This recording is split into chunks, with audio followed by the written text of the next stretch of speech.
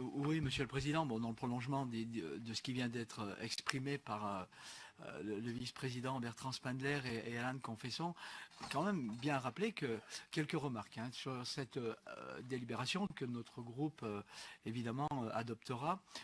Quand même rappeler que la compétence éclairage public est liée à la compétence espace public et voirie et que les communes conserveront la compétence éclairage d'agrément. Un premier point qui paraît important de rappeler. Il faut aussi rappeler et souligner particulièrement les enjeux d'harmonisation de notre politique d'éclairage public et d'uniformisation.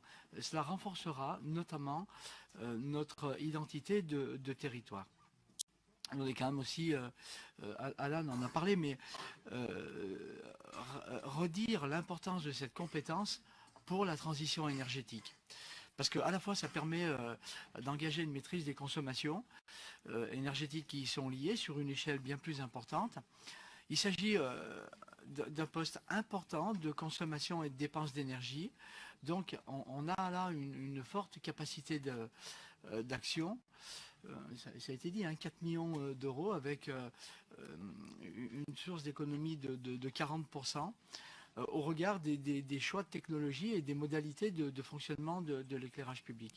Ça permet aussi de répondre aux enjeux du plan air, énergie, climat que s'est fixé notre métropole. Et puis je pense que ça témoigne de la prise de conscience de notre métropole sur ce sujet.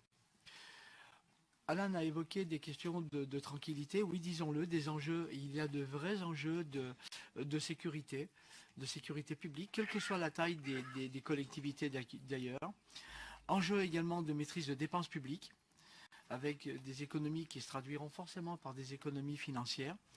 Il y a aussi cette question de lutte contre la pollution lumineuse, ça a été dit, il faut le redire, avec des impacts sur la biodiversité.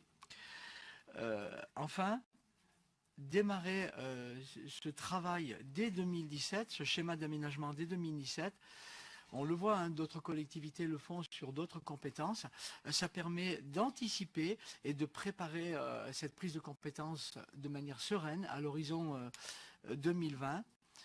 Parce que derrière, il y a à la fois des enjeux de démarche de co-construction avec les communes, avec les habitants, avec les associations. Et puis, on a tous tout intérêt à travailler dès maintenant pour une appropriation de l'ensemble des enjeux qui sont liés à l'éclairage public. Voilà, Monsieur le Président, sur cette délibération que notre groupe PASC adoptera.